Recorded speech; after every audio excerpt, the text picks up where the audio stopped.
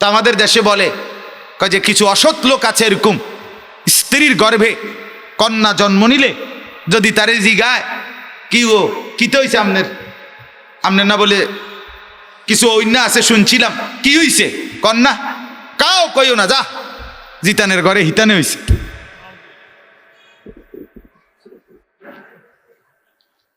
মানে বেডির ঘরে বেডি হইছে, এটা শরমের কথা, এটার বলার ক্ষেত্রে তুচ্ছ। নাউজুবিল্লাহ, নাউজুবিল্লাহ। আল্লাহ তাআলা বলেন, আমি বলছি তাবশীর, সুসংবাদ, সুসংবাদ। আচ্ছা এবার শুনেন, আল্লাহ দুইবার বললেন একটি সুসংবাদ, এই ঘরে একটি কন্যা জন্ম নিয়েছে। এই সুসংবাদটি যেন আমাদের নবী সাল্লাল্লাহু আলাইহি সাল্লাম শুনলেন। আল্লাহর নবী এবার কি করলেন, নবীর হাদিস শুনেন। নবীজি এবার ওই ঘরে গেলেন, মনে ওটা বুঝানোর জন্য বলতেছি আর কি। এবার যেন নবীজি যে ঘরে কন্যা জন্ম নিছে ওই ঘরে আল্লাহর নবী গেছে, গিয়া নবীজি ওই মেয়ের বাফেরে ডাক দিছে। ডাক দিয়া আল্লাহর নবী পিঠে হাত বুলাইয়া নবীজি নিজ জবান দিয়ে আল্লাহর নবী বলেন, শোনো তোমার একটা মেয়ে হইছে না? জি। তা আল্লাহর নবী বলে, শোনো মেয়েটাকে আদর করবা, সোহাগ করবা, মায়া করবা, আদর করে লালন পালন করে উপযুক্ত হলে তুমি একটা ভালো ছেলের কাছে তাকে বিয়ে দিয়ে দিবা। আল্লাহর নবী বলেন, বিনিময়ে আমি মুহাম্মদ কাছে আইসা তোমারে ওয়াদা দিলাম, জান্নাতে এই দুই আঙ্গুলের মাঝে যেমন কোনো ফাঁকা নাই, আমি রসুল তোমাকে সাথে নিয়ে একসাথে জান্নাতে থাকব। কোথা থেকে কোথায় বলেন? আল্লাহ বললেন সুসংবাদ, নবী বললেন আমি তোকে জান্নাতের সাথে নিয়ে থাকবো, মেয়ের বাপ তোমাকে বললাম। এরপরে মর্যাদা আর কি হইতে পারে, সম্মান আর কি হইতে পারে ভাবেন। অতএব ভেবে দেখেন। আচ্ছা এরপরে দেখেন, আল্লাহ নবী সাল্লাল্লাহু আলাইহি ওয়াসাল্লাম এই যে কন্যার ইজ্জত, কন্যার সম্মান দিলেন, নারীর ইজ্জত দিলেন, মেয়েটার সুসংবাদ জন্ম নেওয়াতে নবীজির আনন্দ প্রকাশ করলেন। এই যে মর্যাদা, এটা শুধু মেয়ের জন্য না, এই মেয়েটার কিছুদিন পরিচয় হবে, কিছুদিন পরে সে কারো বোন। সেই বোনের জন্য আল্লাহর নবী বললেন, কোনো ভাই যদি তার বোনকে আদর করে লালন পালন করে উপযুক্ত পাত্রে তুলে দেয়, আল্লাহর নবী বলেন ওই বোনেরা ওই ভাইয়ের জন্য জাহান্নাম থেকে পর্দা হয়ে যাবে। কুন্না লাহুন সিতরাম মিনান নার, তার জাহান্নাম থেকে বাঁচার পর্দা হয়ে যাবে, পর্দা। অর্থাৎ কোন ভাইকে তার বোনকে যদি সে লালন পালন করে, তাহলে আল্লাহ তাআলা বলেন ওই বোনের উসিলায় আল্লাহ তাআলা তাকে জাহান্নাম থেকে মুক্তি দিয়ে দিবে। 3, এবার নারীর পরিচয় হলো সেই স্ত্রী, কারো স্ত্রী। প্রথম ছিল মেয়ে, তো মেয়ের বাপকে বলছে তুমি আমার সাথে জান্নাতে থাইকো। মেয়ের ভাইকে বলছে তুমি জাহান্নাম থেকে বাইচে যাবা যদি বোনকে লালন পালন করো। এবার স্ত্রী, স্বামীকে গিয়ে আল্লাহও বলছে, নবীও বলছে, কোরআনের এত বেশি আয়াত, রাসূলুল্লাহর অগণিত হাদিস স্ত্রীর ব্যাপারে আল্লাহ তাআলা নিজে বলছেন, হুন্না লিবাসুল লাকুম ওয়া আনতুম লিবাসুল লাহুন্না।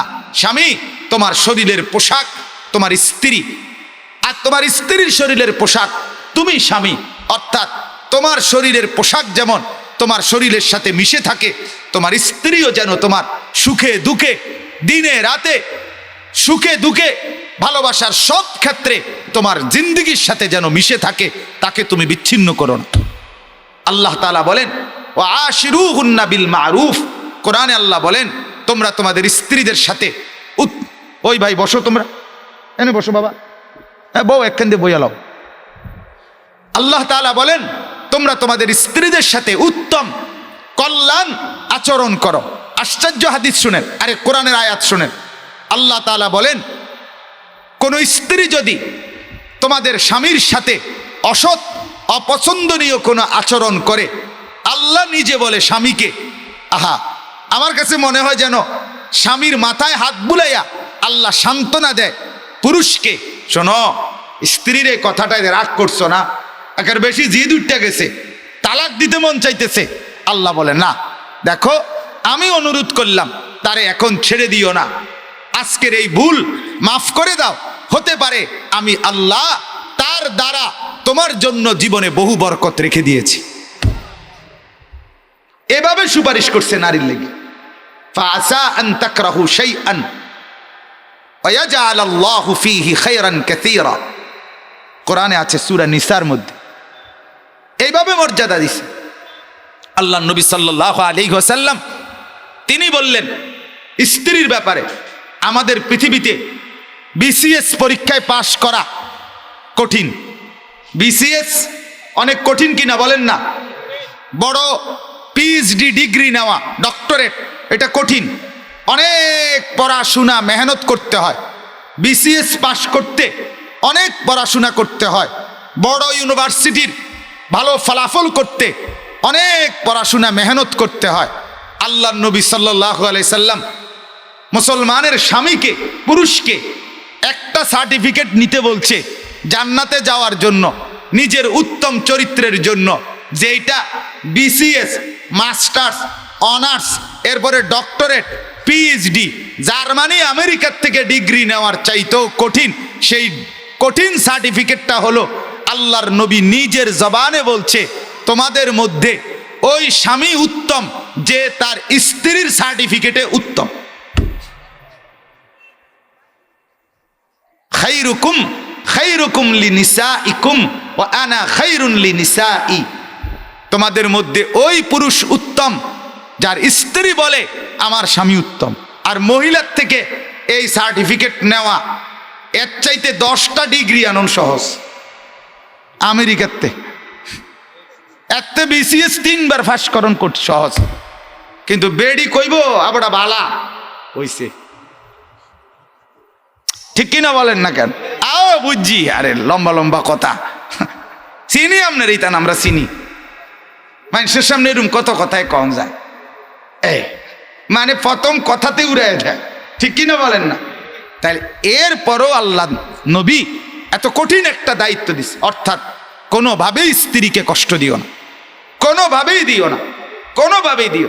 সবরের পর সবর, ধৈর্যের পর ধৈর্য, ধৈর্যের পর ধৈর্য ধরো, তারপরেও তুমি এতটুকু থাকো যে স্ত্রী যেন তোমাকে বলে আমার সব যন্ত্রণার পরেও স্বামী আমার ভালো। তাহলে কত আমাদেরই কারো মা, কারো বোন, কারো স্ত্রী, কারো কন্যা আমাদের সাথেই পরিচিত। এ কারণে পুরুষের এটা একটা অন্যতম জিম্মাদারি, তার ঘরের অধীনস্থ স্ত্রী, কন্যা, সন্তান, ছেলে মেয়ে, তাদের দিন, ঈমান, আমল, আখিরাতের ফিকির করা, এটা পুরুষ অভিভাবক যিনি তার জিম্মাদারি, দায়িত্ব। এবং স্পষ্ট হাদিসের মধ্যে আছে, আল্লাহ নবী সাল্লাল্লাহু আলাইহি ওয়াসাল্লাম বলেন, আর রাজুলু রাঈন আলা আহলি বাইতিহি ওয়া হুয়া মাসউলুন আন রাঈয়াতিহি। নবীজি সাল্লাল্লাহু আলাইহি ওয়াসাল্লাম বলেন, প্রত্যেক পুরুষ তার পরিবারের সদস্যদের ব্যাপারে রাঈ, অভিভাবক, রাখাল, পাহারাদার, জিম্মাদার। এবং নবীজি বলেন অবশ্যই পুরুষকে তার এই অধীনস্থ ব্যক্তিবর্গ, মানুষগুলো, স্ত্রী, সন্তান, পরিজন, তাদের ব্যাপারে হাসরের ময়দানে জিজ্ঞেস করা হবে। সে মাসউল হবে, তাকে আল্লাহ তাআলা জিজ্ঞেস করবেন, তোমার স্ত্রী, তোমার ছেলে, তোমার মেয়ে, তোমার পরিবার পরিজনের দিন, ঈমানের, আখিরাত, পরকালের কি ব্যবস্থাপনা তুমি করছো, তুমি কি ফিকির করছো, কি কি ইন্তজাম করছো, কি কি ব্যবস্থাপনা গ্রহণ করেছো। আপনি যদি বলেন যে স্ত্রীর নামাজ স্ত্রী পড়বে, ছেলের নামাজ মন চাইলে পড়বে, তারটা তার ব্যাপার, আমার কি এখানে, না, বিষয়টা এটা না। বরং যদি বিষয়টা এমনই হয় তাহলে দুনিয়ার উপার্জনের বেলায় এটা হয় না।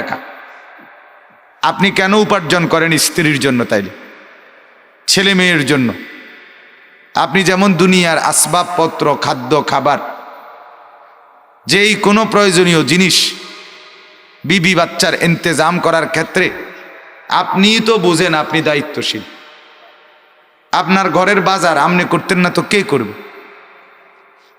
আপনার ঘরের খাট পালং সোফা আসবাবপত্র আপনি চেষ্টা করে ব্যবস্থা করবেন না তো কে করবে?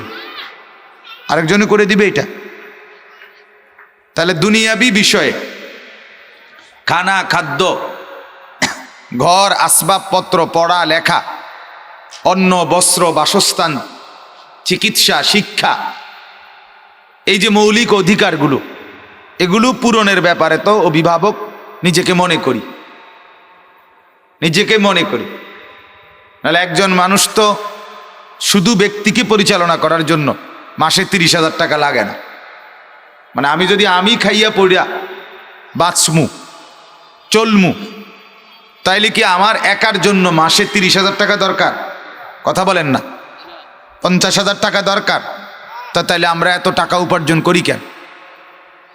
তাহলে বুঝাই গেল আমরা প্রত্যেকেই বুঝি দুনিয়ার ব্যাপারে, দুনিয়াবি প্রয়োজন জরুরত পূরণের ব্যাপারে আমি জিম্মাদার। আমার স্ত্রী সন্তানের আমি অভিভাবক। এগুলো আমাকেই ফিকির করতে হবে, আমাকেই চেষ্টা করতে হবে। ঘরের বিবি বলে দিছে বাচ্চাটাকে ডাক্তার দেখানো দরকার, খালাস। এরপরে ডাক্তার কোথায়, সিরিয়াল নিবে কোথা, কিভাবে নিয়ে যাবে, কখন, এই সব যোগাযোগ করা তো আমার জিম্মাদার। কালকে আমি আমার মেয়েকে ডাক্তার দেখাইছি কুমিল্লা টাওয়ারে। কমপক্ষে 1 ঘন্টা আমাকে ফিকির করতে হয়েছে, কমপক্ষে 12 জনের কাছে ফোন দিতে হয়েছে। 10-12 জনের কাছে ফোন দিয়ে, অর্থাৎ যে তাড়াতাড়ি দেখাই দিবে, তাড়াতাড়ি বাসায় চলে আসবে, এই যে ইন্তজাম আমি করলাম, এটা আমার জিম্মাদারি। আমি অভিভাবক। অতএব দুনিয়াবি ব্যাপারে আমরা যেমন বুঝি, আমার স্ত্রী, পরিবার পরিজন, আমার পরিবার এর দুনিয়াবি সব প্রয়োজন, খাদ্য, খাবার, পানীয়, সমস্ত আসবাবপত্র, প্রসাধনী সামগ্রী, চিকিৎসার সামগ্রী, শিক্ষা, পড়ালেখার ব্যবস্থাপনা আমারই দায়িত্ব। ঠিক কবর, হাসর, মিজান, ফুলসেরাত, আখেরাত, পরকাল, জান্নাত, জাহান্নাম, আমল, নামাজ, বন্দিগি, ইবাদত, হালাল হারাম চিনা, বুঝা, মানা, এগুলো বিবি বাচ্চার জীবনে প্রয়োগ করা, শেখানো, বুঝানো, ইন্তজাম করা, ব্যবস্থাপনা করা আমারই দায়িত্ব। আমি আজকেও ফজরের নামাজ মসজিদে যাওয়ার আগেই আমার বিবি, আমার বড় মেয়ে, তাকে তুলে দিছি মসজিদ থেকে আইসা। আবার সাথে সাথে সালাম ফিরাইয়া আইসেই আবার বাসায় আইসা দেখছি উঠছে কিনা, দেখছি যে আইসা উজু করছে, এক নামাজ পড়তেছে। তাহলে আমি আগের দিন রাত্রে ডাক্তার যেমন দেখাইলাম, আমারই দায়িত্ব সকালবেলা ফজরের নামাজের জন্য তুলে দেওয়া আমারই দায়িত্ব। দিনের বেলা আমি যেমন বাজার করে দিলাম, এটা যেমন আমার জিম্মাদারি, ঠিক তেমনি ভাবে তাদের পর্দা, আখেরাত, পরকালের ফিকির করা আমারই জিম্মাদারি। এই ছোট্ট কথাটা যদি আজকের মুসলমান বুঝতো, অভিভাবকরা, আমার সমাজ, আমার দেশ, আমার মহল্লা আরো সুন্দর হইত। এই এক ছোট্ট কথা যে আমি অভিভাবক। প্রথম দিন থেকে আমার বাচ্চার প্রথম দিন থেকে আমি অভিভাবক। আমার কোলের মেয়েটা, তার একটা হাঁচি, সর্দি, কাশি, সেইটা আমার ঠান্ডা, অনেক কিছু, অনেক সময় অনেক অসুস্থতা, আমার কোমরে ব্যথা আছে মেরুদণ্ডের হাড়ের পাশে। আমি গত মাসে ইন্ডিয়া গেছিলাম 10 তারিখ আমার গলার অপারেশন হয়েছিল দিল্লিতে, অ্যাপোলো হসপিটালে, দিল্লি, ভারতের রাজধানীতে। তো ওইখানে আমি কোমরের ডাক্তারও দেখাইছিলাম ওই হসপিটালে। তো উনি এমআরআই করে আমারে আপনার হালকা 2টা ওষুধ দিছে, আর বলছে একজন ফিজিওথেরাপিস্টের কাছে গিয়ে থেরাপি নিতে, ওটা লিখে দিছে। গত মাসের 13 তারিখ আমি আসছি বাংলাদেশে, আজকে আরেকটা 13 তারিখ, আজকের এই দিনে 1 মাস হয়ে গেছে। আমি আজও পারি নাই ডাক্তারের কাছে যাইতে। এইটা যে নিয়ে যাবো, আমার এই সময়টা নাই। কিন্তু আমার বাচ্চার গায়ে ছোট ছোট লাল লাল জ্বর উঠে লুতির মতো উঠছে, বাচ্চাদের ওঠে না। 1 ঘন্টার ব্যবধানে আমি কমপক্ষে 10 থেকে 12 জনরে ফোন দিয়া তুফান কইরা ডাক্তার দেখাইছি। তাহলে এই যে ফিকির, নিজের জীবনের অনেক কিছুও ত্যাগ করে মানুষ, শুধু এটা আমি আমার উদাহরণ বললাম, আমরা প্রত্যেকেই এমন, প্রত্যেকেই নিজের একটা লুঙ্গি দরকার। অনেকে এমন আছেন হয়তো 3 মাস কিনতেছে না, যাক আমি এটা দিয়েই চলি, আমার বাচ্চার পূরণ হোক প্রয়োজন। আমার একটা জামা ভালো দরকার, আচ্ছা বাদ দাও, আমারটা কোনো রকমই চলুক, বাচ্চারা খুশি থাকুক, বাচ্চারা খুশি থাকুক। তাইলে এই যে ফিকির, এই যে ফিকির আপনার, এই অনুভূতি আমার ভিতরে কাজ করে যে আমার সন্তান, আমার স্ত্রী, আমার পরিজন সুখে থাকুক, খুশিতে থাকুক, সুস্থ থাকুক, নিরাপদ থাকুক, আনন্দে থাকুক। এই পেরেশানি, এই ফিকির, এটা তো আল্লাহ তাআলার পক্ষ থেকে আমার দিলে, আল্লাহই দান করছেন। তাহলে যদি এই দিকটা আমরা এইভাবে খেয়াল করি, তাইলে এই আমার স্ত্রী সন্তানের আখেরাত, পরকাল, কবর, হাসর, মিজান, ফুলসেরাত, পরকালীন মুক্তি, জান্নাত এবং জাহান্নাম, এই ব্যাপারে আমার স্ত্রী সন্তানের ভাবনা কে ভাববে? কথা বলেন না, মাথা লাড়েন কেন, মুখে বলেন, কে ভাববে?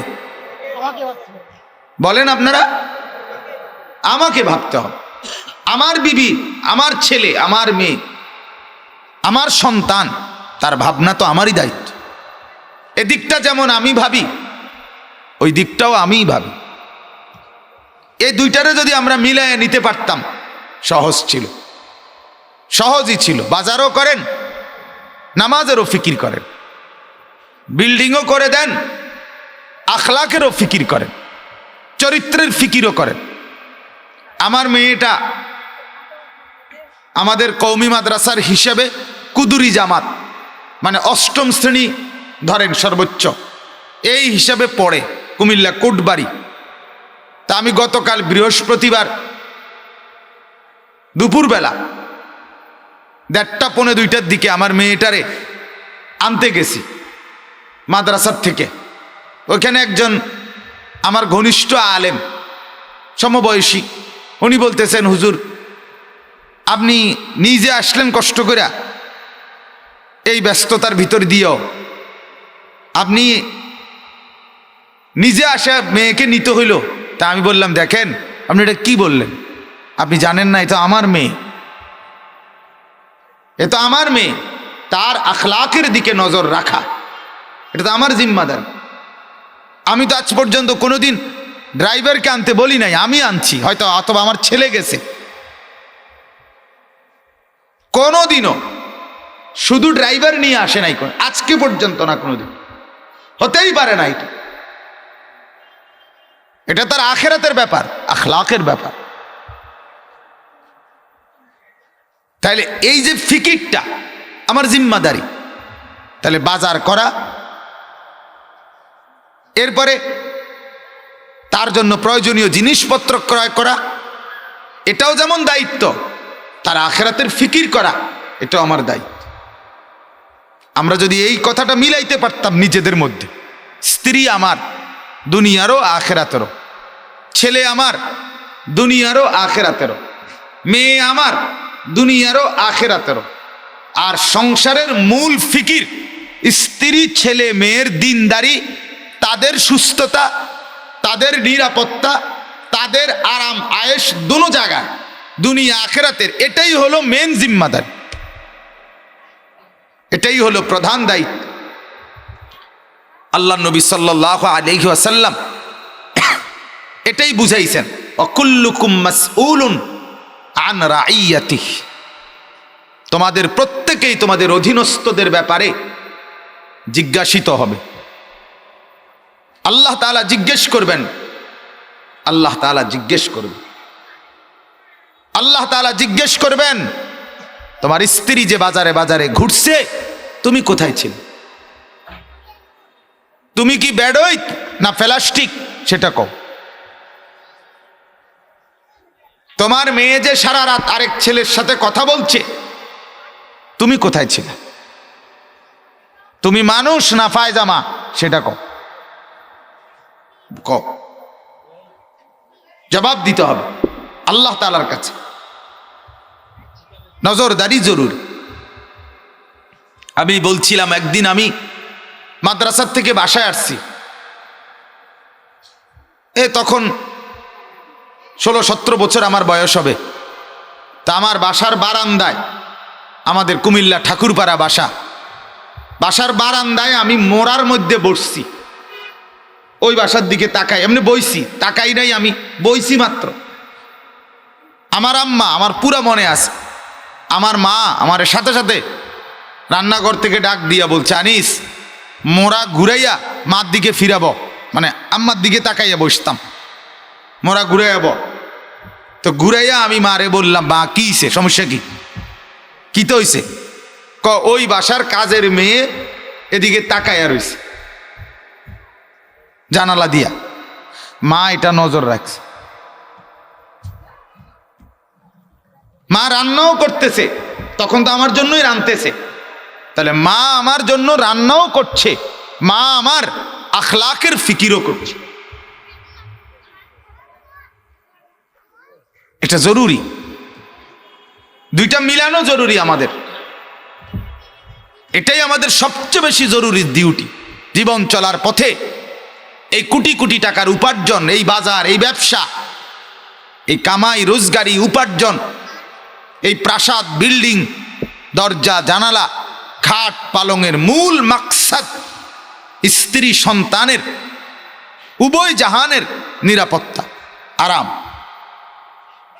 বিল্ডিংয়ের কারণে হয়তো দুনিয়ার ঘরে ঠান্ডা লাগবে না, কিন্তু কবরে গেলে বলেন, আপনি ঘরে না টাইলস লাগাইলেন, ঘরে না হিটার লাগাইলেন, ঘরে না এসি লাগাইলেন, কিন্তু এই যে কনকনে ঠান্ডা, এখন আপনাদের যাদের সন্তান কবরে আছে, আপনারা বলেন এখন কি ইন্তজাম করছেন? প্রচন্ড গরমের মধ্যে যাদের স্ত্রী কবরে, ছেলে মেয়ে কবরে, বলে না তারা কি ব্যবস্থা করছে, কি ইন্তজাম করছে? এই ঘর যত মজবুতি বানান না কেন, এই ঘর তো মানুষকে টিকাইয়া রাখে না, ঘর ছেড়েই মানুষ একদিন চলে যায়, ঘর ছেড়েই চলে যায়। অসংখ্য আমার নিজে বলছে, আমার পরিচিত একজন মানুষ কিছুদিন আগে ঢাকাতে বনানীতে বাংলাদেশের একজন অন্যতম কুটিপতি, শিল্পপতি, সবচেয়ে অত্যাধুনিক বাড়ি উনার হচ্ছে ডুপ্লেক্স, বাড়িটা করতেই 4.5 কোটি না যেন 5 কোটি টাকা খরচ করছে।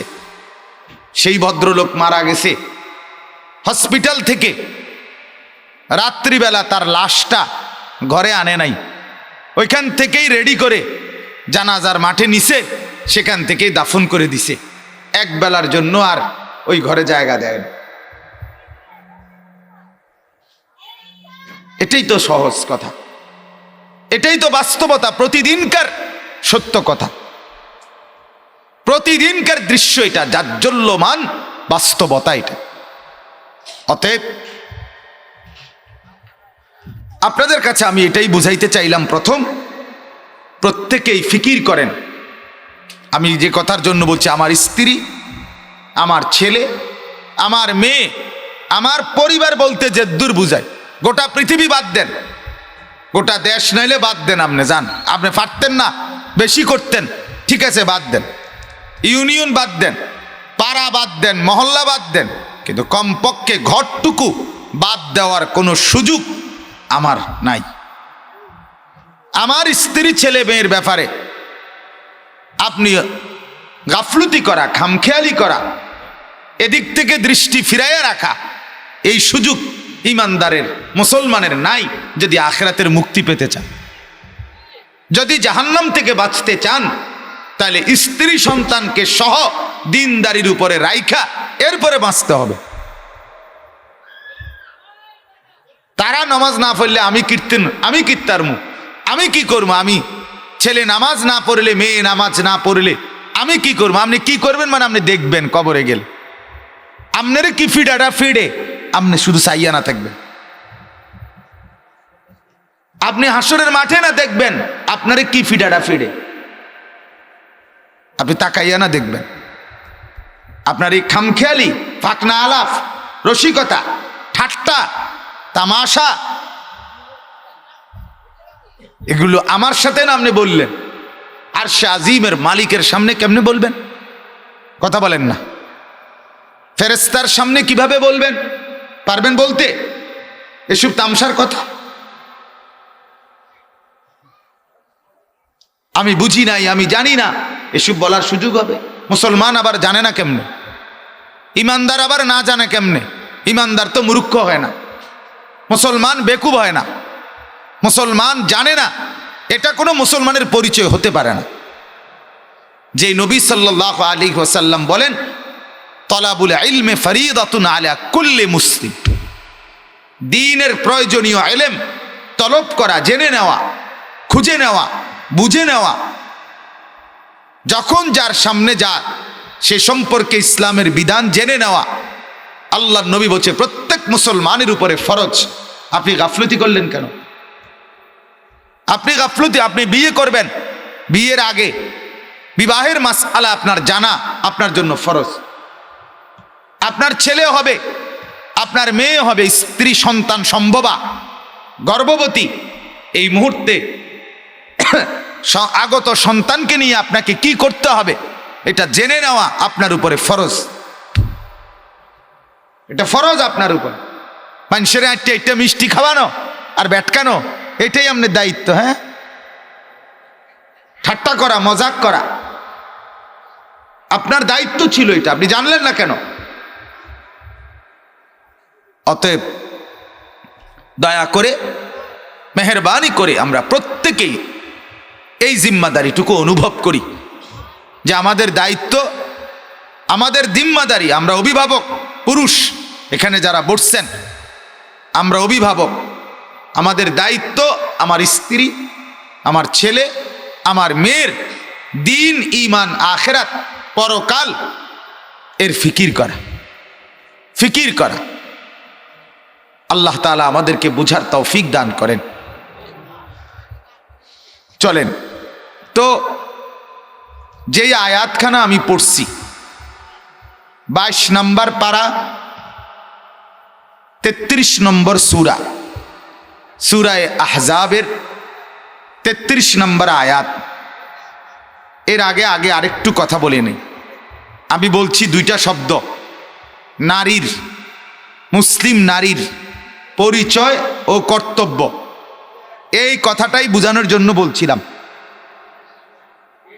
এটা বলার জন্যই আয়াত পড়ছি। 1 নাম্বার পরিচয়, 2 হলো কর্তব্য, করণীয়। নারীর পরিচয় কি? মুসলিম। আল্লাহ তাআলা প্রথম বলছেন কোরআনুল কারীমে, ওয়া খালাকনাকুম আজওয়াজান। আল্লাহ তাআলা বলেন, আমি আল্লাহ তোমাদেরকে সৃষ্টি করেছি জোড়ায় জোড়ায়। আজওয়াজ, একাকী না, একজন না, সিঙ্গেল না, জোড়ায় জোড়ায়।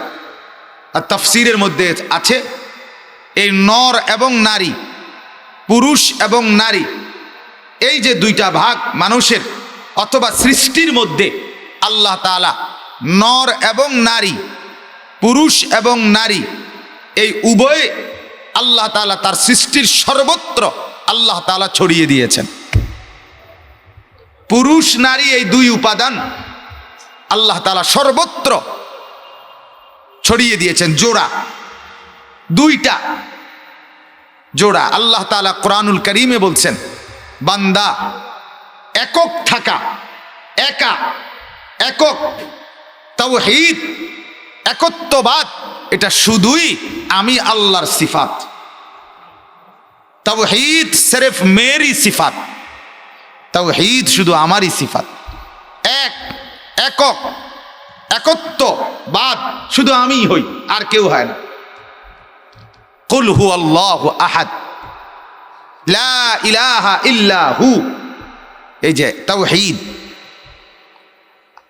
আল্লাহ তাআলা বলেন আর সব কিছু জোড়া জোড়া। একক শুধু কে বলেন না? কুল হুয়াল্লাহু আহাদ আল্লাহুস সামাদ লাম ইয়ালিদ ওয়া লাম ইউলাদ।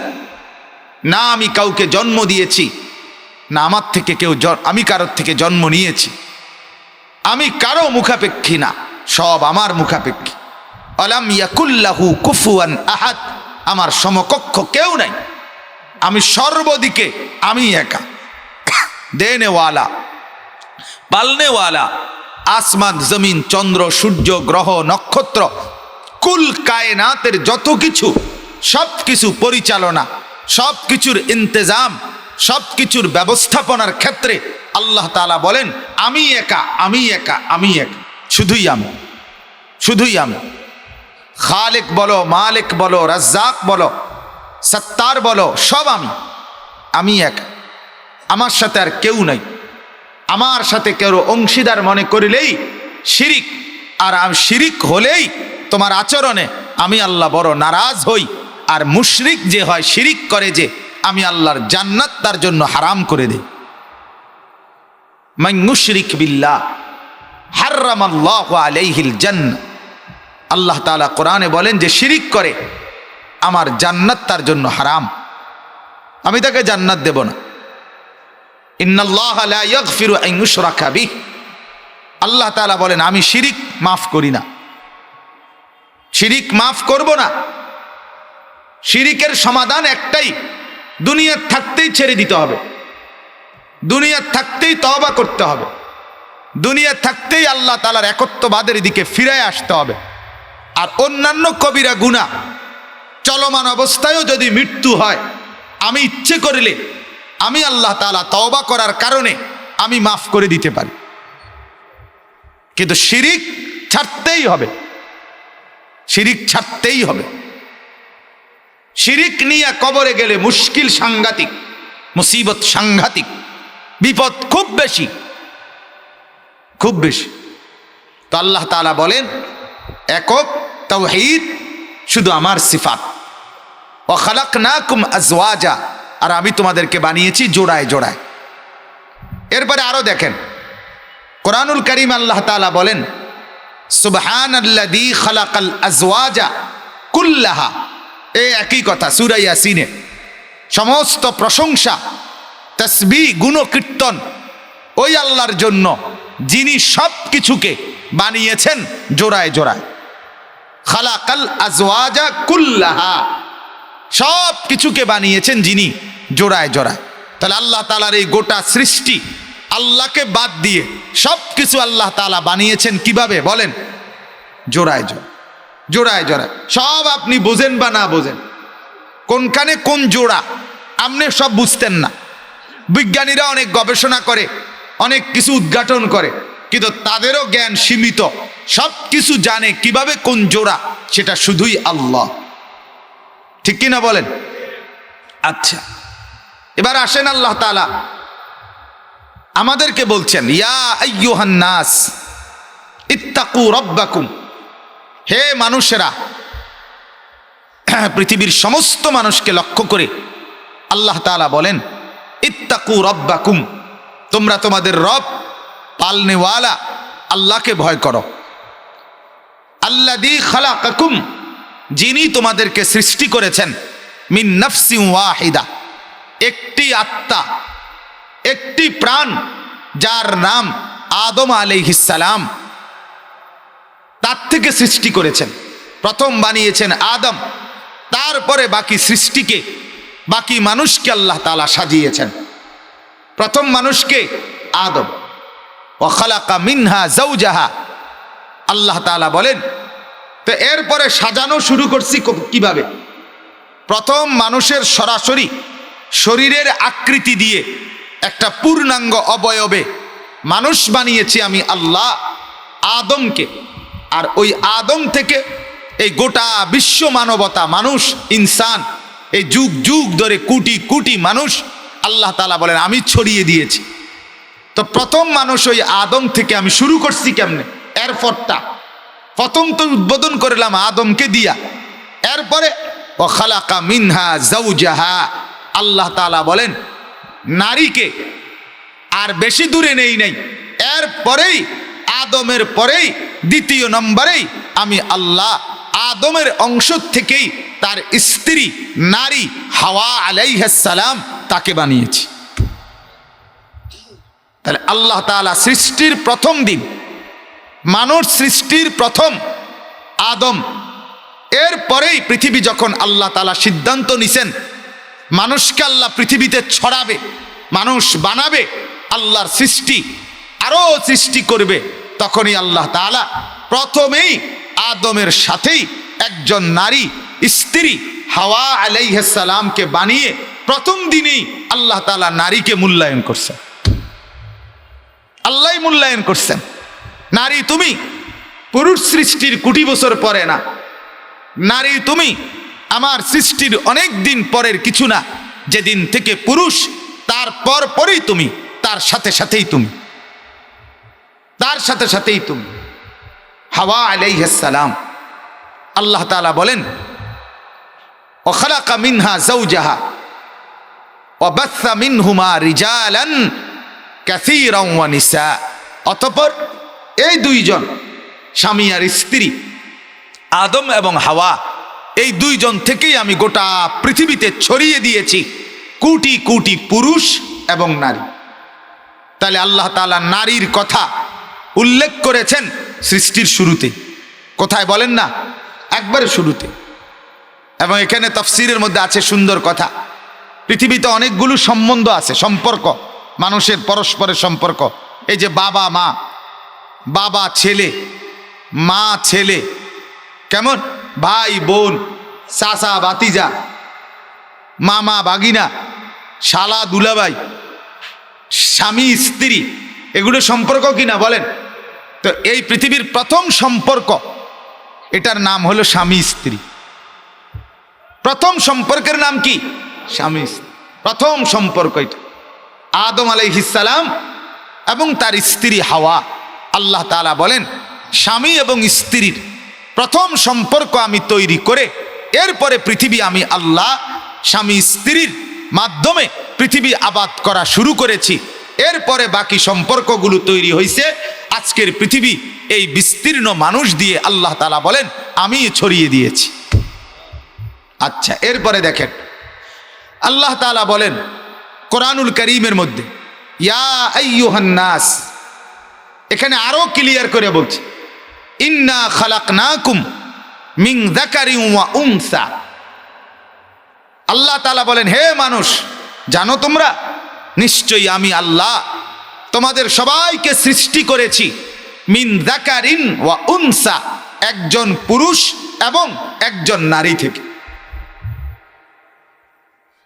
ওই দুইজনের মধ্যে হলো প্রথম পুরুষ, প্রথম এরপরে নারী, সেটা বুঝছি, কিন্তু ওই দুইজনকে বানানোর পর এরপরে গোটা পৃথিবী আমি মানুষ তোমাদের বানিয়েছি সবাইকে ওই পুরুষ এবং নারী, একজন পুরুষ এবং একজন নারীর মাধ্যম দিয়ে আমি আল্লাহ তাআলা এই পৃথিবীর কোটি কোটি মানুষ সৃষ্টি করছি এবং এখনো করছি, আগামী দিনেও করতে থাকব।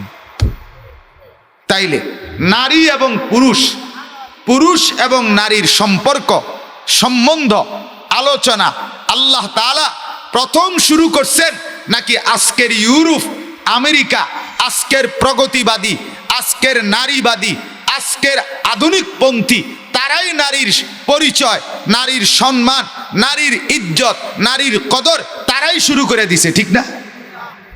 এর আগে নারী আছিল গাছ, এর আগে নারী আছিল আফ্রিকার জঙ্গলের জানোয়ার। তাইলে তাইলে বলেন আপনি, আজকের পৃথিবীর জেনারেল শিক্ষিত অনেক মানুষ আছে, সবাই না, অনেক আছে যাদের বুঝ আজকের ইউরোপ, আজকের আমেরিকা, আজকের পাশ্চাত্য, আজকের ওয়েস্টার্ন, ওরা নারীর মুক্তি, নারীর প্রগতি, নারীর স্বাধীনতা, নারীর আধুনিকতা, নারীর এগিয়ে চলা, এইটার সব সবক শিখাইছে, নারীর মুক্তি দিছে। নারীর মুক্তি অর্থাৎ নারী ঘরে থাকা এটা ছিল বন্দী। নারী যখন লক্ষ পুরুষের সামনে খোলামেলা ৮৬ কাপড় পরে পুরুষের ভোগের সামগ্রী, উপভোগের সামগ্রী হতে পারছে, তখনই নারী মুক্তি পাইছে। এই হলো জানোয়ারদের বক্তব্য, হাইওয়ানদের বক্তব্য, জানোয়ারদের বক্তব্য। নারীর মুক্তি এটা, নারীর আধুনিকতা এটা, নারীর স্বাধীনতা এটা, নারীর প্রগতি এটা, নারীর এগিয়ে চলা এটা। তার শরীর সবাই দেখবে, তার রূপ সবাই দেখবে। নারী রূপের ফেরি করবে, যৌবনের ফেরি করবে। ৮৬ কাপড় পরে শরীরের অঙ্গ প্রত্যঙ্গ ফেরিওয়ালার মতো রাস্তায় রাস্তায় ফেরি করবে। আর বখাটে যুবক দেখবে, হাসবে, টিটকারি করবে, মজা মারবে, উপভোগ করবে, দুষ্ট কথা বলবে, ইফটিজিং করবে, অসভ্য নোংরা কল্পনা করবে। এটাই নারীর সম্মান, এটাই নারীর ইজ্জত, এটাই প্রগতি, এটাই আধুনিকতা, এটাই নারীর অধিকার। আজকের নারীবাদীদের স্লোগান, আধুনিক বিশ্বের স্লোগান এটা। আস্তাগফিরুল্লাহ, আস্তাগফিরুল্লাহ। অথচ আল্লাহ তাআলা বলেন, যেদিন আমি শুরু করছি মানুষ সৃষ্টি, সেদিনে আমি নারীর কথা মনে রাখছি। আমি ১০০ বছর পরে, লক্ষ বছর পরে বানাই নাই, আমি প্রথম থেকেই একসাথ করেই পৃথিবী আবাদ করছি। আল্লাহ তাআলা বলছে, অতএব আপনারা প্রথম এটা বুঝলেন, নারীর পরিচয় আল্লাহ তাআলা নিজে দিছেন। নারীর পরিচয় দিয়েছে কে বলেন না? আল্লাহ নিজে। নারীর মূল্যায়ন আল্লাহ করেছেন, আল্লাহ করেছেন প্রথম দিন থেকে, সেই আদম থেকে। আল্লাহ তাআলা বলেন আমি তার স্ত্রী বানিয়েছি।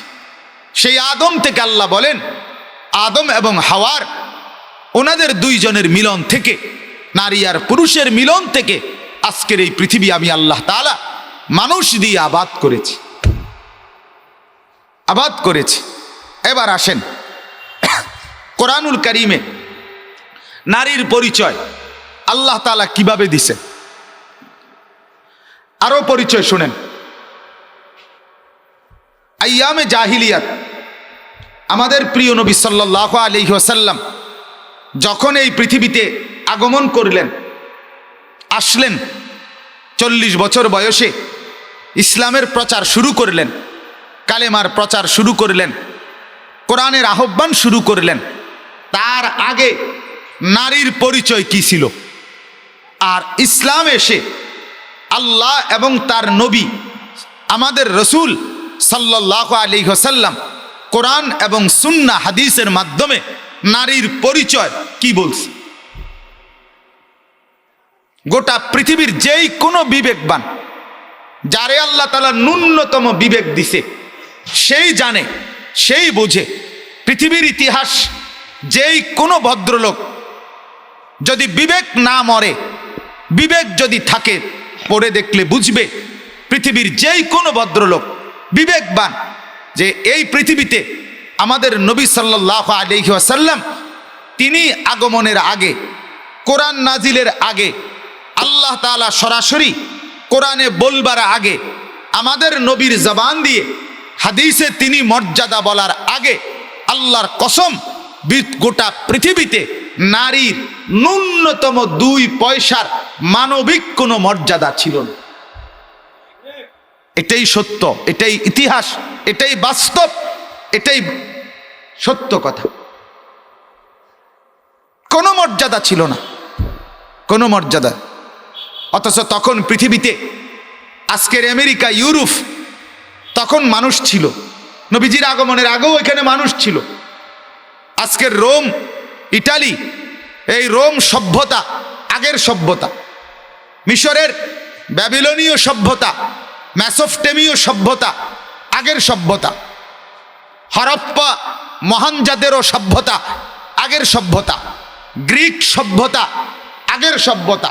অ্যারিস্টটল, প্লেটো, সক্রেটিস, পৃথিবী খ্যাত এই দার্শনিকরা আগের, আমাদের নবীর আগের, এমনকি ঈসা নবীরও আগের।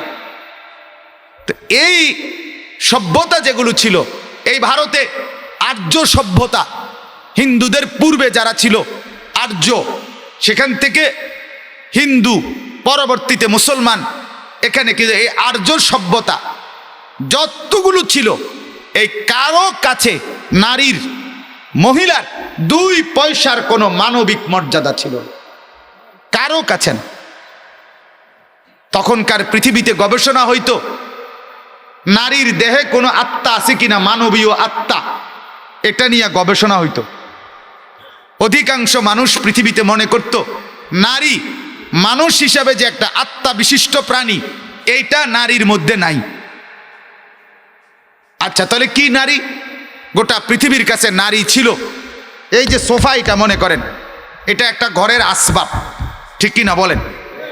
আচ্ছা, এই সোফাটা এতক্ষণ ছিল ঘরের সামনের রুমে, ড্রয়িং রুমে ছিল কি, আজকে এখানে আইনা থুইছে অনেক, তো কালকে ওইখানে বসছে আরেকজন, আজকে এখানে বসছে আরেকজন। আমি বললাম একটু পরে আরেকজন বসবে, বসবে কি না বলেন না? আবার এই সোফাটা ইচ্ছা করলে সামনের রুম থেকে ভিতরের রুম, ভিতরের রুম থেকে আরেক রুম আনা নেওয়া করা মানে সুযোগ আছে কিনা বলেন? এইটার কিছু বলার অধিকার আসেনি, মানে এই সোফাইটা কিছু প্রতিবাদ করার, বাধা দেওয়ার কোনো অধিকার, মূল্যবোধ তার মধ্যে আছে কিনা?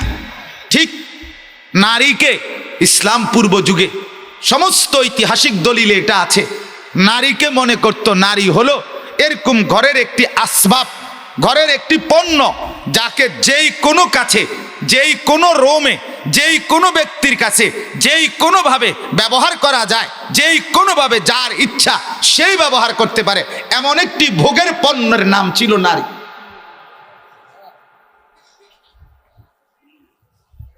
সেখান থেকে তুলে আনছে ইসলাম, সেই নির্মম নিকৃষ্ট পরিচয় থেকে ইসলাম তুলে আনছে, তারা কোরআন তাকে তুলে আনছে মর্যাদা দিয়ে। আল্লাহ তাআলা তাকে মর্যাদা দিয়ে তুলে আনছে, রাসূলুল্লাহ সাল্লাল্লাহু আলাইহি সাল্লাম তাকে সম্মান দিয়ে তুলে আনছে। ইহুদিদের ধর্মে দেখেন, খ্রিস্টানদের ধর্মে দেখেন, হিন্দুদের ধর্মে দেখেন, এই তো সেদিন কয়দিন হয়, কয়দিন হইছে, 200 বছরও হবে না, এই ভারতীয় উপমহাদেশে সহ বিধবাকে, যে নারীর স্বামী মারা যেত হিন্দুদের, সেই বিধবাকে সতীদা প্রথা, সে সতী, এই নারী প্রমাণ করতে হইলে সতী নারী, এটা প্রমাণ করার পদ্ধতি ছিল হিন্দু ধর্মে মৃত স্বামীর সাথে নিজেও আগুনের মধ্যে কি হওয়া, জীবন্ত মরে যাওয়া। এই তো সেদিন, বেশি দিনের কথা নাই তা। তাইলে এত নিকৃষ্ট, এত জঘন্য যাদের মানসিকতা, তারা মানুষ, তারা নারীকে কি মনে করত, মানে এটা যে একটা মানুষ, এটা মনে, এটা একটা কাঠের টুকরা, এটা একটা লাকড়ির টুকরা মনে হয় যেন, যে একটা জীবন্ত মরা মানুষকে আগুনে পুড়তেছে লাকড়ি দিয়া, আরে তার তো অনুভূতি নাই, ঠিক আছে তারে পুড়া লাইলি বেটা, কিন্তু একটা জীবন্ত নারী, তার ব্যাপারে তোরা বিধান দিলি, এটা বুঝি ধর্ম, এটা বুঝি বিধান, এটা বুঝি মানবতা, এটা বুঝি মনুষ্যত্ব? জলজ্জান্ত একটা মানুষকে স্বামীর সাথে আগুনে পোড়াইয়া ফেলবে, মা পাগল কি পরিমাণ পাগল হয়! আশ্চর্য কথা, আপনি ভাবেন। তাইলে এরকম ছিল পারস্য, আজকে যেটা ইরান, এবং তার চতুর্পাশ পারস্য সভ্যতা, আমি নিজে পড়ছি। ওইখানকার একজন ধর্মগুরু ছিল অগ্নি পূজক। পারস্য সভ্যতা ছিল অগ্নি পূজারী, আগুনের পূজা করত। তাদের মতবাদ ছিল, তাদের একজন বড় ধর্মযাজক ধর্মগুরু ছিল মাজদাক তার নাম। সে বলতো 3 জিনিস সকলের জন্য ব্যবহার করার সমান অধিকার। 3 জিনিসে কারো কোনো একক আধিপত্য নাই, সবার অধিকার ব্যবহার করা। 1, পানি। পানি যেখানেই থাকুক সবার ব্যবহারের অধিকার, পানি নির্দিষ্ট কারো না, বুঝেন নাই। 2, আগুন, সবার। এটা তাদের অগ্নি পূজারীদের ধর্ম ছিল মিয়া। আগুনের মধ্যে কারো অধিকার নাই, সবার আগুন, মানে আগুন যেখানেই থাকুক যে ইচ্ছা সেই নিতে পারবে। পানি, আগুন। 3 নাম্বার হলো নারী। আপনি প্রয়োজনে আমার থেকে বই দেখে দেন, আমি দেব। আপনারা জানেন আমি ফালতু কথার মানুষ না, আর 1-2 দিনের মানুষ না আপনাদের এখানে।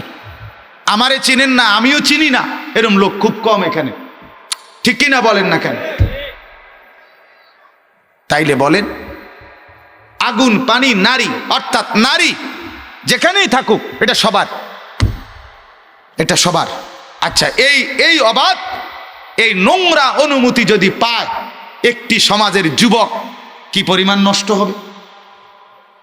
কথা বলেন না কেন? শুধুমাত্র নারী না, ছবি পাচ্ছে মোবাইলে, ধরতেও পারে না, ছুঁইতেও পারে না, কিছুই করতে পারে না, শুধু শুধু চায়, এই আর কিচ্ছু না মোবাইলের ভিতরে।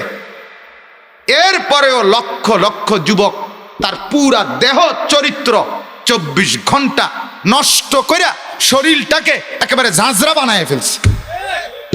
যৌন শক্তি বলতে, যৌবনের ক্ষমতা বলতে কিচ্ছু, শুধু ছবি দেখেই, উলঙ্গ নারী দেখেই, ছবি দেখেই শেষ। আর যদি এরকম অবাধ অনুমতি পাইতো তো এই সমাজ কুকুরের সাথে আর এই সমাজের কোনো পার্থক্য হইতো? কুত্তাও তো এত নিকৃষ্ট হয় না, কুকুরও তো এত নির্মম হয় না। সেখান থেকে তুলে আনছে ইসলাম। এরকম কয়টা উদাহরণ শুনবেন আপনি? কয়টা উদাহরণ? এজন্য বাপ, আমি প্রথম বললাম এজন্য ইসলাম পূর্ব যুগে নারীর অবস্থান কি ছিল। নারীর দেহে তারা মনে করতো আত্মা নাই, মানব আত্মা নাই। নারী পণ্য, ঘরের আসবাব, যেখানে ইচ্ছা সেখানে নাড়াইতো, যার কাছে ইচ্ছা সেখানে দিত। আরো অনেক জঘন্য কথা আছে, এগুলো বলার মতো না। আপনাদের সামনে এরকম খোলামেলা বলার মতো কি নাই? এতটুকু ভাষা আমার কাছে নাই। এর চাইতে জঘন্য কথা যেগুলো, যদি একের কোনো রকম মানে মান সম্মান রাখা কম যায়, এর দূর কইলাম শুনে নাই। তো বিভিন্ন ধর্মগ্রন্থে, কোরআন ব্যতীত, ইসলাম ব্যতীত, আল্লাহর পক্ষ থেকে মনোনীত কিতাব ব্যতীত যেগুলো মানব রচিত, সেখানে নারীর চরিত্র, সেখানে নারীর আপনার বিভিন্ন রকমের কাহিনী যে নিকৃষ্ট ভাষায় বর্ণনা আছে বিভিন্ন ধর্মগ্রন্থে। ধর্মগ্রন্থ তো হয়ই নাই এগুলো কোনো ভদ্র মনুষ্য সভ্যতার কথা হইতে পারে না। এবার আসেন, যেই নারী, এরপরে আপনারা সবাই জানেন গোটা পৃথিবীতে ইসলাম পূর্ব যুগে নারীর তো ন্যূনতম কোনো সম্মান ইজ্জত ছিল না। এখন আরবে কি ছিল?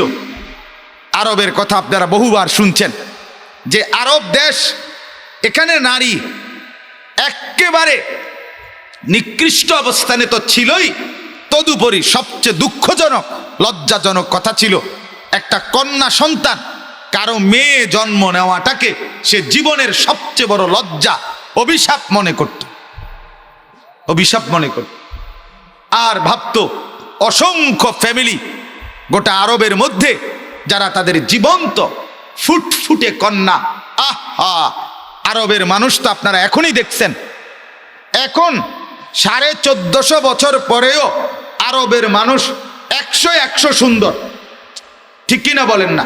নারী বলেন, পুরুষ বলেন, কি সুন্দর চেহারা, কি চমৎকার চেহারা। তাইলে এই সুন্দর 1450 বছর আগে আরো সুন্দর ছিল, এই ফুটফুটে সুন্দর শুভ্র এক কন্যা যার কোল আলোকিত করে আসছে, সেই কন্যাকে যে মানুষটা জীবন্ত মাটির নিচে পুঁতে ফেলতো, সে কি আর মানুষ? আরে মানুষ তো বড় বক, কুকুর বিড়াল হাইওয়ান জানোয়ারও তো ফেল করবে। কোন কুকুরও তো তার প্রসবকৃত বাচ্চার সাথে এমন আচরণ করে না, কোন জানোয়ারও তো এটা করে না।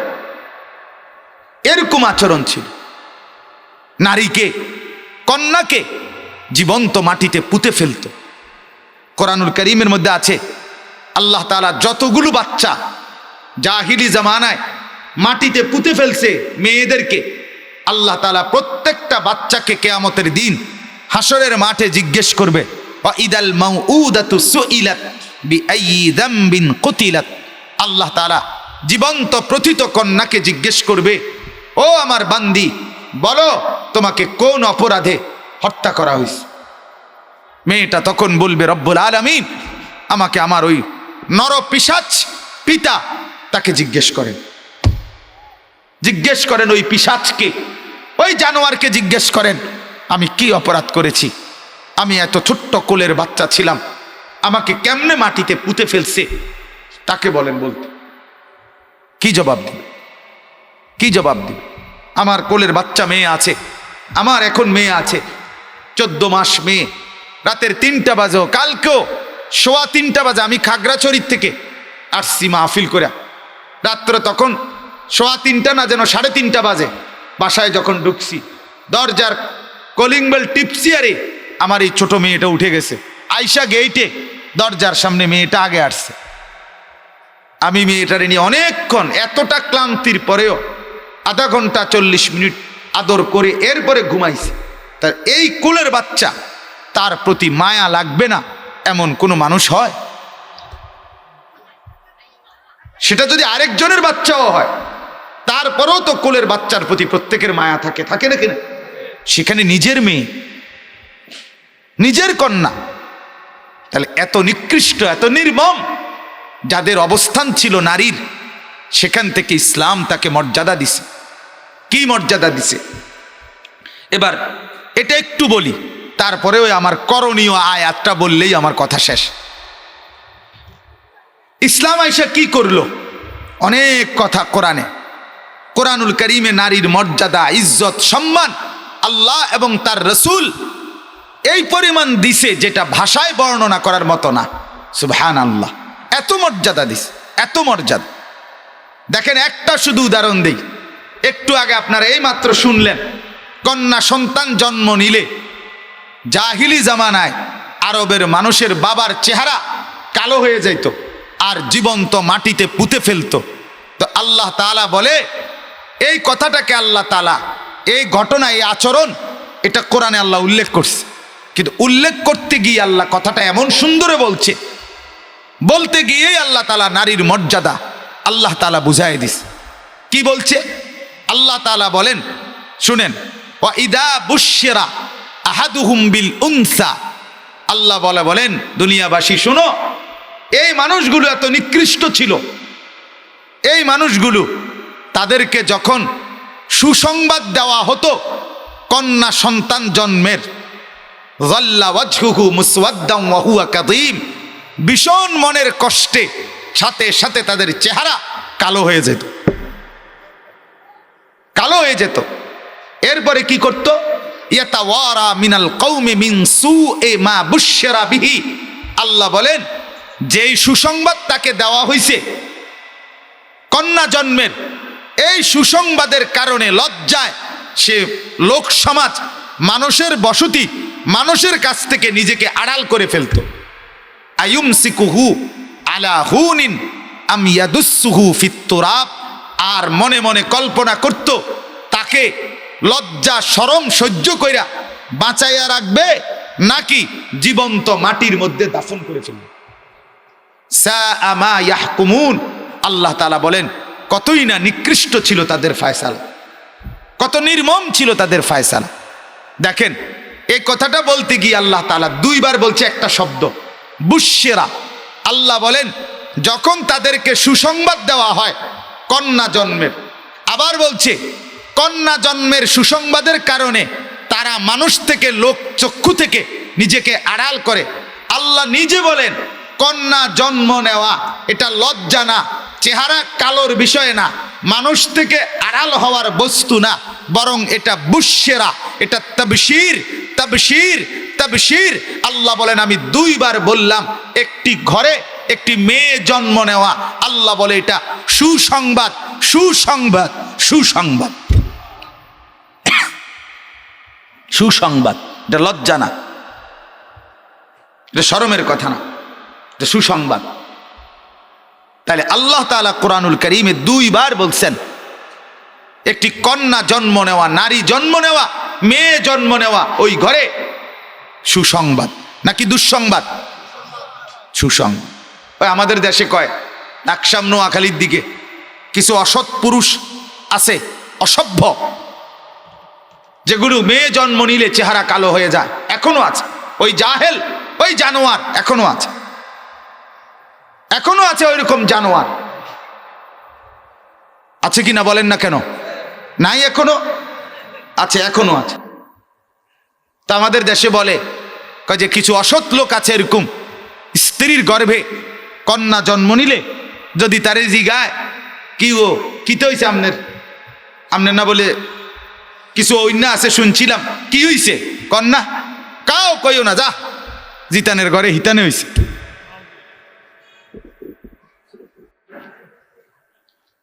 মানে বেডির ঘরে বেডি হইছে। এটা শরমের কথা, এটার বলার ক্ষেত্রে তুচ্ছ। নাউযুবিল্লাহ, নাউযুবিল্লাহ। আল্লাহ তাআলা বলেন আমি বলছি তাবশীর, সুসংবাদ, সুসংবাদ। আচ্ছা এবার শুনেন, আল্লাহ দুইবার বললেন একটি সুসংবাদ, এই ঘরে একটি কন্যা জন্ম নিয়েছে। এই সুসংবাদটি যেন আমাদের নবী সাল্লাল্লাহু আলাইহি সাল্লাম শুনলেন। আল্লাহর নবী এবার কি করলেন, নবীর হাদিস শুনেন। নবীজি এবার ওই ঘরে গেলেন, মনে ওটা বুঝানোর জন্য বলতেছি আর কি। এবার যেন নবীজি যে ঘরে কন্যা জন্ম নিছে ওই ঘরে আল্লাহর নবী গেছে, গিয়া নবীজি ওই মেয়ের বাফেরে ডাক দিছে। ডাক দিয়া আল্লাহর নবী পিঠে হাত বুলাইয়া নবীজি নিজ জবান দিয়ে আল্লাহর নবী বলেন শোনো তোমার একটা মেয়ে হইছে না? জি। তা আল্লাহর নবী বলে শোনো, মেয়েটাকে আদর করবা, সোহাগ করবা, মায়া করবা, আদর করে লালন পালন করে উপযুক্ত হলে তুমি একটা ভালো ছেলের কাছে তাকে বিয়ে দিয়ে দিবা। আল্লাহর নবী বলেন বিনিময়ে আমি মুহাম্মদ কাছে আইসা তোমারে ওয়াদা দিলাম জান্নাতে এই দুই আঙ্গুলের মাঝে যেমন কোনো ফাঁকা নাই, আমি রসুল তোমাকে সাথে নিয়ে একসাথে জান্নাতে থাকবে। কোথা থেকে কোথায় বলেন? আল্লাহ বললেন সুসংবাদ, নবী বললেন আমি তোকে জান্নাতের সাথে নিয়ে থাকবো, মেয়ের বাপ তোমাকে বললাম। এরপরে মর্যাদা আর কি হইতে পারে, সম্মান আর কি হইতে পারে ভাবেন। অতএব ভেবে দেখেন। আচ্ছা এরপরে দেখেন আল্লাহর নবী সাল্লাল্লাহু আলাইহি ওয়াসাল্লাম এই যে কন্যার ইজ্জত, কন্যার সম্মান দিলেন, নারীর ইজ্জত দিলেন, মেয়েটার সুসংবাদ জন্ম নেওয়াতে নবীজির আনন্দ প্রকাশ করলেন। এই যে মর্যাদা, এটা শুধু মেয়ের জন্য না, এই মেয়েটার কিছুদিন পরিচয় হবে, কিছুদিন পরে সে কারো বোন। সেই বোনের জন্য আল্লাহর নবী বললেন কোনো ভাই যদি তার বোনকে আদর করে লালন পালন করে উপযুক্ত পাত্রে তুলে দেয়, আল্লাহর নবী বলেন ওই বোনেরা ওই ভাইয়ের জন্য জাহান্নাম থেকে পর্দা হয়ে যাবে। কুন্না লাহুন সিতরাম মিনান নার, তার জাহান্নাম থেকে বাঁচার পর্দা হয়ে যাবে, পর্দা। অর্থাৎ কোনো ভাইকে তার বোনকে যদি সে লালন পালন করে তাহলে আল্লাহ তাআলা বলেন ওই বোনের উসিলায় আল্লাহ তাআলা তাকে জাহান্নাম থেকে মুক্তি দিয়ে দিবে। 3, এবার নারীর পরিচয় হলো সেই স্ত্রী। কারো স্ত্রী প্রথম ছিল মেয়ে, তো মেয়ের বাপকে বলছে তুমি আমার সাথে জান্নাতে থাইকো। মেয়ের ভাইকে বলছে তুমি জাহান্নাম থেকে বাইচে যাবা যদি বোনকে লালন পালন করো। এবার স্ত্রী স্বামীকে গিয়ে আল্লাহ বলছে নবীও বলছে, কোরআনের এত বেশি আয়াত, রাসূলুল্লাহর অগণিত হাদিস স্ত্রীর ব্যাপারে আল্লাহ তাআলা নিজে বলছেন, হুন্না লিবাসুল লাকুম ওয়া আনতুম লিবাসুল লাহুন্না। স্বামী তোমার শরীরের পোশাক তোমার স্ত্রী, আর তোমার স্ত্রীর শরীরের পোশাক তুমি স্বামী। অর্থাৎ তোমার শরীরের পোশাক যেমন তোমার শরীরের সাথে মিশে থাকে, তোমার স্ত্রীও যেন তোমার সুখে দুঃখে, দিনে রাতে, সুখে দুঃখে, ভালোবাসার সব ক্ষেত্রে তোমার জিন্দগির সাথে যেন মিশে থাকে, তাকে তুমি বিচ্ছিন্ন করো না। আল্লাহ তাআলা বলেন, ওয়া আশিরুহুন্না বিল মারুফ। কোরআনে আল্লাহ বলেন, তোমরা তোমাদের স্ত্রীদের সাথে ওই ভাই বসো, তোমরা এনে বসো বাবা, হ্যাঁ বউ একখান দিয়ে বইয়া লাও। আল্লাহ তাআলা বলেন, তোমরা তোমাদের স্ত্রীদের সাথে উত্তম কল্যাণ আচরণ করো। আশ্চর্য হাদিস শুনেন, আরে কোরআনের আয়াত শুনেন। আল্লাহ তাআলা বলেন, কোন স্ত্রী যদি তোমাদের স্বামীর সাথে অসৎ অপছন্দনীয় কোনো আচরণ করে, আল্লাহ নিজে বলে স্বামীকে, আহা আমার কাছে মনে হয় যেন স্বামীর মাথায় হাত বুলাইয়া আল্লাহ সান্ত্বনা দেয় পুরুষকে, শোনো স্ত্রীর এই কথাটায় রাগ করছো না, একের বেশি জিদ উঠতে গেছে, তালাক দিতে মন চাইতেছে। আল্লাহ বলে না, দেখো আমি অনুরোধ করলাম তারে এখন ছেড়ে দিও না, আজকের এই ভুল মাফ করে দাও, হতে পারে আমি আল্লাহ তার দ্বারা তোমার জন্য জীবনে বহু বরকত রেখে দিয়েছি। এভাবে সুপারিশ করছে নারীর লেগে। ফাআসা আন তাকরাহু শাইআন ওয়া ইয়াজআলাল্লাহু ফীহি খায়রান কাসীরা। কোরআনে আছে সূরা নিসার মধ্যে, এইভাবে মর্যাদা দিছে আল্লাহ নবী সাল্লাল্লাহু আলাইহি ওয়াসাল্লাম।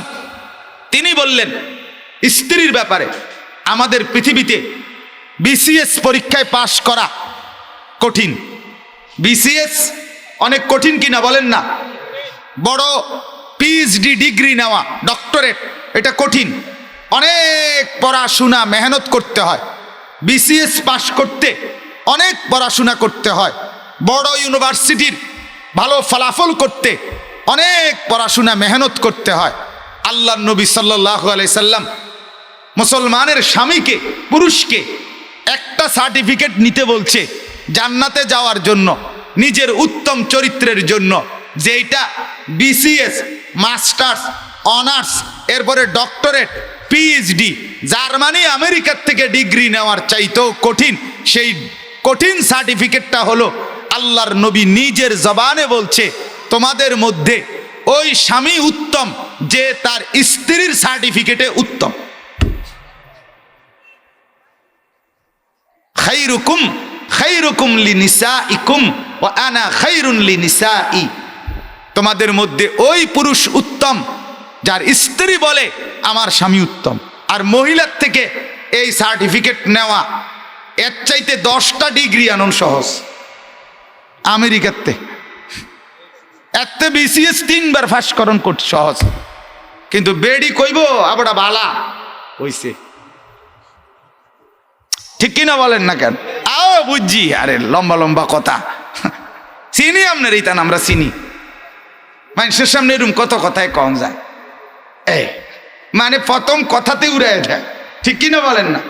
তাই এরপরও আল্লাহ নবী এত কঠিন একটা দায়িত্ব দিছে, অর্থাৎ কোনোভাবেই স্ত্রীকে কষ্ট দিও না, কোনোভাবেই দিও না, কোনোভাবেই দিও। সবরের পর সবর, ধৈর্যের পর ধৈর্য, ধৈর্যের পর ধৈর্য ধরো, তারপরেও তুমি এতটুকু থাকো যে স্ত্রী যেন তোমাকে বলে আমার সব যন্ত্রণার পরেও স্বামী আমার ভালো। তাহলে কতটুকু মর্যাদা দিছে, কতটুকু। আরো আছে হাদিস। সর্বশেষ এবার দেখেন, মা, এই নারী প্রথম ছিল কন্যা, মেয়ের বাপকে বলছে তুমি আমার সাথে জান্নাতে থাইকো। দ্বিতীয় ছিল বোন, বোনের ভাইকে বলছে তুমি যদি বোনকে লালন পালন করো জাহান্নাম থেকে বাইচা যাবা। তৃতীয় ছিল স্ত্রী, স্বামীকে বলছে তোমার সব কিছুর গুণাগুণ, ভালো কামিয়াবি তোমার স্ত্রীর সার্টিফিকেট, স্ত্রীর সাথে ভালো ব্যবহার করো। এবার নারীর পরিচয় হলো সে মা, ঠিক কিনা বলেন না? চতুর্থ পরিচয় কি? মা। এইবার মর্যাদা, আমি এটা এমনি বুঝাই আর কি, মনে করেন মর্যাদা দিতে দিতে সেই বাচ্চা মেয়েটা যখন জন্ম নিছে তখনই তারে সম্মান দেওয়া শুরু করছে। দিতে দিতে বোন হইছে, তখনও সম্মান দিছে, স্ত্রী হইছে, তখনও সম্মান দিছে। এইবার নবীজি যখন মা হইছে সন্তানের, এই মেয়েটা, এই মহিলাটা, এই নারীটা, এবার ইসলাম, আল্লাহর নবী বললেন, শোনো দুনিয়াবাসী, এবার সম্মান শোনো, মায়ের সম্মান, নারীর সম্মান। আমি আল্লাহর নবী বলছি, শাহ আল্লাহ তাআলা যেই 8টা জান্নাত বানাইছেন, এক একটা জান্নাত যত বড়, আল্লাহ কোরআনে বলছে ওয়া জান্নাতিন আরদুহাস সামাওয়াতু ওয়াল আরদ, আসমান এবং জমিন, 7 তবক আসমানের উপর, 7 তবক জমিনের নিচ, এটা যতটুকু, আল্লাহ তাআলা বলেন জান্নাতের প্রস্থ পাশে দিয়া এদ্দুর, লম্বা আরো বেশি। আল্লাহর নবী বলেন এত বড় বিস্তীর্ণ জান্নাত, যতটুকু উঁচা, যত বড়, আল্লাহর নবী বলেন আল্লাহর কসম, মার ইজ্জত, নারীর সম্মান সেই জান্নাতের চাইতেও বড়। আর কোথায় নিত? যেন নবী বলে দিলেন 8টা জান্নাত যদি উঁচা হয় যে দূর, নবী বললেন তোর মার মর্যাদা ওই 8 জান্নাতের উপরে, কারণ তোর মার পায়ের নিচেই ওই 8টা জান্নাত। তাহলে কোথায় দিছে মাকে? জান্নাতের উপরে নিয়ে গেছে কিনা? সুবহানাল্লাহ। নারী তোমাকে একেবারে মাটির নিচ থেকে, কবর থেকে জীবন্ত পুঁতে ফেলতো, সেখান থেকে তোমারে কোলে তুলে ইসলাম তোমাকে জান্নাতের উপরে, 7 আসমানের উপরে জান্নাত, জান্নাত কিন্তু 7 আসমানের উপরে, ইনদা সিদরাতিল মুনতাহা ইনদাহা জান্নাতুল মাওয়া। নবীজি বলছেন, কোরআনের এই আয়াতে আছে, সিদরাতুল মুনতাহার সাথে হলো জান্নাত। নবীজি মেরাজে গিয়ে জান্নাত দেখছেন, 7 আসমানেরও বহু উপরে, 7 আসমানের বহু ঊর্ধ্বে জান্নাত, তারও ঊর্ধ্বে মা। মা আমার কোথায়? জান্নাতের উপরে। মা আমার কোথায়? তাহলে কি পরিমাণ মর্যাদা নারীকে। এরপরে যে নারী শুধুই কেবল রূপ, যৌবন, powder, fair and lovely, face wash, makeup box, রাস্তার যুবক, রাস্তার বখাটে, টেলিভিশন, নাটক, সিনেমা, নর্তকীর মতো বাজারে ঘোরা, রাস্তায় ঘোরা, নিজের শরীর আটসাট করে নিজের শরীর অন্যকে দেখানো, এত সম্মান মর্যাদার পরেও যার পছন্দ ওইটা নিকৃষ্ট জানোয়ার ছাড়া আর কিছু না। ওইটা মূলত বেড়িয়ে না, ওইটা মূলত কি না? এটা বেড়ি না, এটা মহিলা না, এটা নারী না, এটা অসভ্য কোনো জন্তু কিংবা জানোয়ার, এটা কোনো জানোয়ার। এতগুলো সম্মান ফিরাই দিলা, এতগুলো ইজ্জত ফিরাইয়া দিলা রাস্তার ওই বখাটে যুবককে দেখানোর জন্য। আস্তাগফিরুল্লাহ, আস্তাগফিরুল্লাহ, আস্তাগফিরুল্লাহ। নবীজি কি বলবে? কি বলবে মেয়েদেরকে হাসরের ময়দানে? যে মা কেমনে ফিরাই দিলি, আমার সম্মান ফিরাই দিলি কেমনে? আল্লাহ বলবে, বান্দি, ও আমার বান্দি, আমার দেওয়া ইজ্জত কেমনে ফিরাই দিলি? কার থেকে সম্মান নিলি? রাস্তার অসভ্য তোরে দেখে একটা হাসি দিছে, এটা ইজ্জত। আরে সেই হাসি তো সম্মানের জন্য না, ভোগ করার জন্য, উপভোগের জন্য। লালসা, কুকুরের লালার মতো লালসার কারণে তোমার দিকে তাকাইছে। কথা বলে। আল্লাহ তাআলা আমাদেরকে বুঝার তৌফিক দান করেন। এই নারীর পরিচয়, নারীর সম্মান, নারীর ইজ্জত আমি বললাম। এবার আমার শেষ কথা হলো নারীর করণীয়। নারীর করণীয় কি? অল্প কথা, এখানে একসাথে বলে দিলেই আপনি সহজে বুঝবেন। এবার সূরা আহজাবের এই 33 নম্বর আয়াতে আল্লাহ তাআলা বলেন নারীর করণীয় কি। 1, ওয়াকারনা ফি বুয়ুতিকুন্না। 1, আল্লাহ বলেন নারী মুসলিম মহিলা তোমার দায়িত্ব 1, তুমি তোমার মূল জিন্দেগির অবস্থান তোমার ঘরেই করবা। তোমার মূল অফিস, মূল ডিউটি, মূল কর্মস্থল, মূল জীবন পরিচালনার মূল জায়গা তোমার ঘর। এই 1, তুমি ঘরে অবস্থান করো। 2, ওয়ালা তাবাররাজনা তাবাররুজাল জাহিলিয়াতিল উলা। আল্লাহ বলে একান্ত প্রয়োজনে যদি বাইরে যেতে হয়, স্বাভাবিক তোমার জায়গা ঘর, এবার তুমি বাইরে যাবা, স্বামীর বাড়ি, বাবার বাড়ি, একান্ত প্রয়োজনে হসপিটাল, চিকিৎসা, অথবা আরও কোনো জরুরতের কারণে কোনো সময় কোনো কারণে নিরুপায় বাজার কিংবা কোনোখানে যাইতে হইতেও পারে। আল্লাহ তাআলা বলেন ঠিক আছে যাও, তবে ওয়ালা তাবাররাজনা তাবাররুজাল জাহিলিয়াতিল উলা।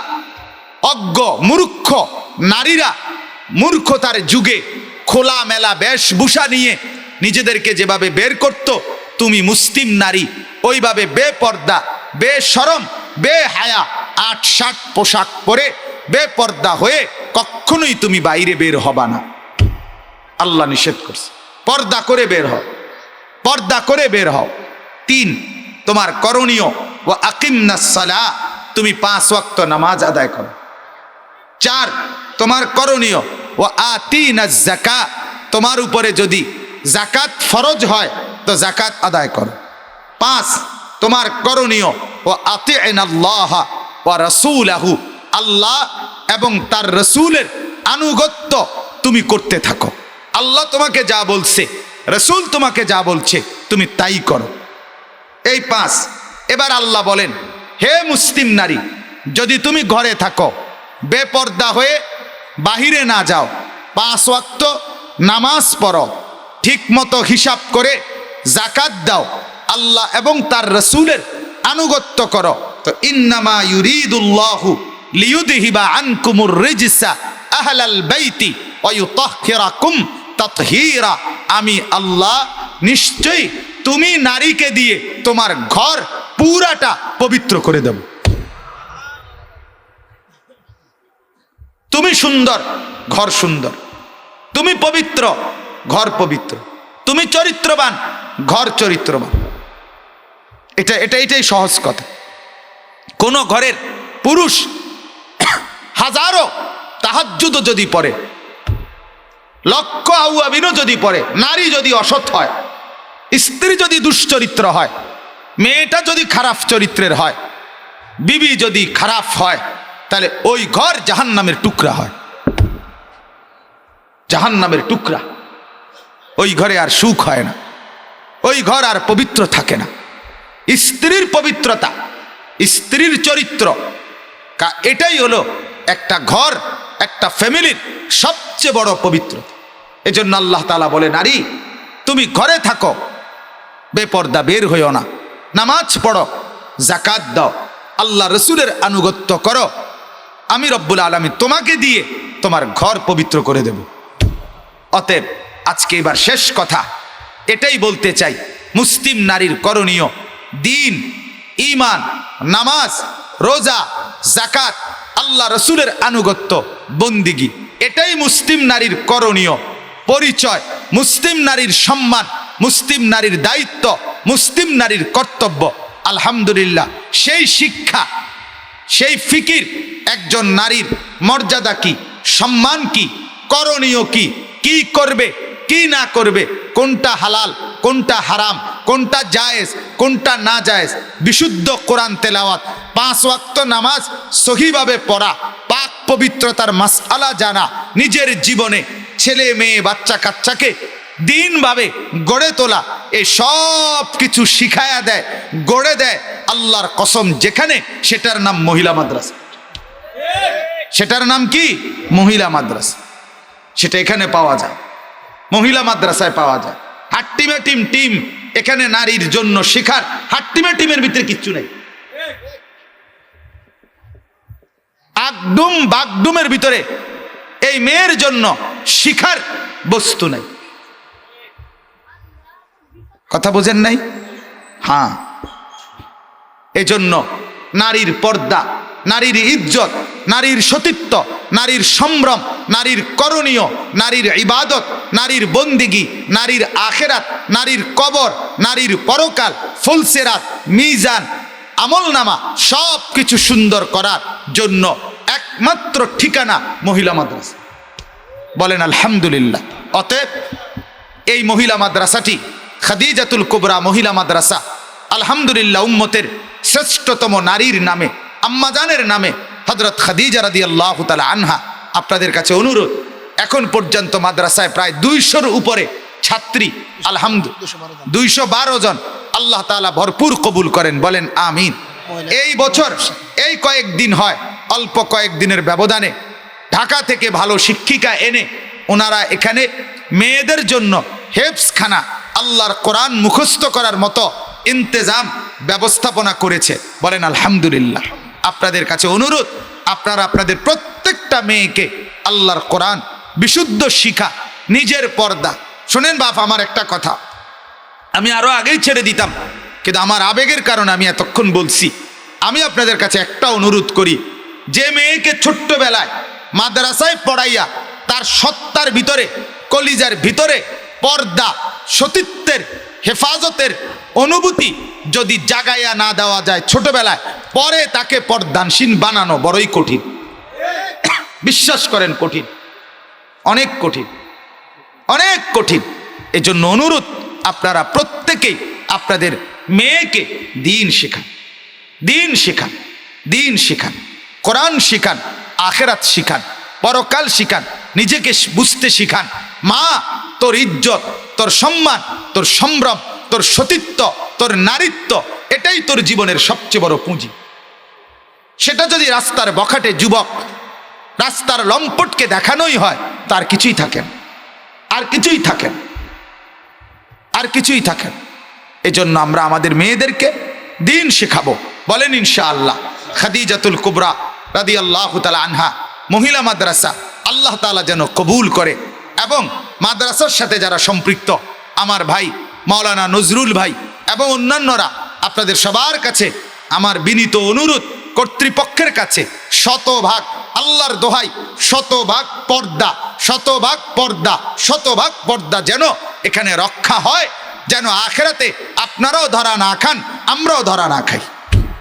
আল্লাহ তাআলা উভয়কে, এলাকাবাসী, মেয়েরা যারা পড়ছে, অভিভাবক অভিভাবিকা, মাদ্রাসার সাথে যারা জুড়ে আছে, সবাইকে আল্লাহ তাআলা উত্তম বিনিময় দান করেন, কবুল করেন, বলেন আমিন। মোহতারাম হাজিরিন, কেউ উঠবেন না, আরো উলামায়ে কেরাম কথা